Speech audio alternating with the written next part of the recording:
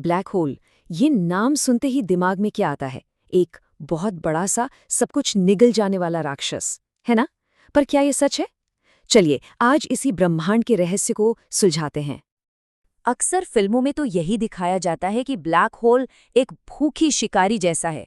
आसपास जो भी आया, चाहे ग्रह हो या तारे, सबको अपनी तरफ खींच लेता है। पर भाई, असल साइंस क्या कहता है? क्या ये सच में चीजों को सक करते हैं? ये जो तस्वीर है ना, एक कॉस्मिक वैक्यूम क्लीनर वाली, ये हमारे दिमाग में एकदम बैठ चुकी है। लेकिन असल में कहानी सक करने की है ही नहीं। ये तो ब्रह्मांड की सबसे बेसिक फोर्स मतलब ग्रेविटी का कमाल है। ग्रेविटी, हाँ, यही है असली खिलाड़ी। और इसे समझने के लिए बस दो बातें याद रखनी है। मास यानी द्रव्यमान और डिस्टेंस यानी दूरी। किसी चीज का मास जितना ज्यादा होगा और कोई उसके जितना करीब जाएगा, उसका खिंचाव उतना ही जोरदार होगा। सिंपल है ना? तो अब एक मजेदार सवाल सोचते हैं। मान लीजिए अगर सूरज को अचानक से उसी मास वाले एक ब्लैक होल से बदल दिया जाए तो हमारी पृथ्वी का क्या होगा? कुछ लोग सोच रहे होंगे कि बस सब खत्म, लेकिन जवाब है कुछ भी नहीं। जी हाँ, हमारी पृथ्वी आराम से अपने ऑर्बिट में घूमती रहेगी। क्यों? क्योंकि ग्रेविटी के लिए मास तो बस मास है, चाहे वो तारे का हो या ब्लैक होल का। तो सारा खेल चीज का नहीं बल्कि दूरी का है।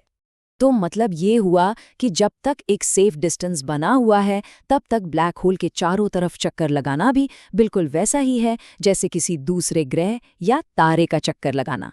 सब कुछ एकदम नॉर्मल।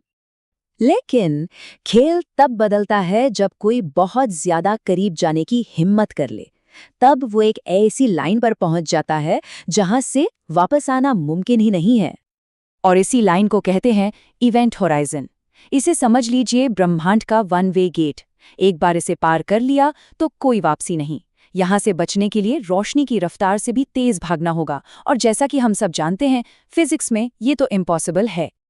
और अगर कोई इवेंट होराइजन को पार कर ही गया तो फिर उसका सामना होता है स्पैगेटिफिकेशन से। सोचकर देखिए, किसी के पैरों पर ग्रेविटी का खिंचाव उसके सिर के मुकाबले खरबों गुना ज्यादा हो।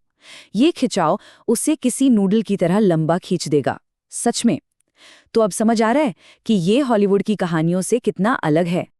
तो अब देखिए, मिथक और असलियत में फर्क बिल्कुल साफ है। ब्लैक होल चीजों को सक नहीं करते, वो ग्रेविटी से पुल करते हैं। वो कोई ब्रह्मांड के शिकारी नहीं है, वो तो बस फिजिक्स के नियमों को मानते हैं। और ये नियम सिर्फ उन चीजों पर असर डालते हैं जो उनके बहुत बहुत ही ज्यादा करीब आ जाती हैं। तो वैक्यूम क्लीनर वाली जो इमेज है ना दिमाग में, उसे अब निकाल फेंकिए। ब्लैक होल कोई ऐसे राक्षस नहीं है जो पूरे ब्रह्मांड में शिकार पर निकले हों। हाँ, एक बात जरूर है, ब्लैक होल की रिस्पेक्ट करनी चाहिए, लेकिन डरने की जरूरत तभी है जब कोई बिल्कुल उनके दरवाजे पर ही पहुंच जाए। दूर से तो वो भी बस ग्रेविटी के नियम ही मानते हैं। तो मैं इस पूरी बातचीत को उसी सवाल पर खत्म करता हूं। अगर हमारा सूर्य कल अचानक उसी मास के एक ब्लैक होल में बदल जाए तो हमारी पृथ्वी का क्या होगा? अब जब असल साइंस पता है तो इसका जवाब शायद उतना हैरान करने वाला नहीं होगा, है ना? खैर, अगली बार तक सवाल पूछते रहिए।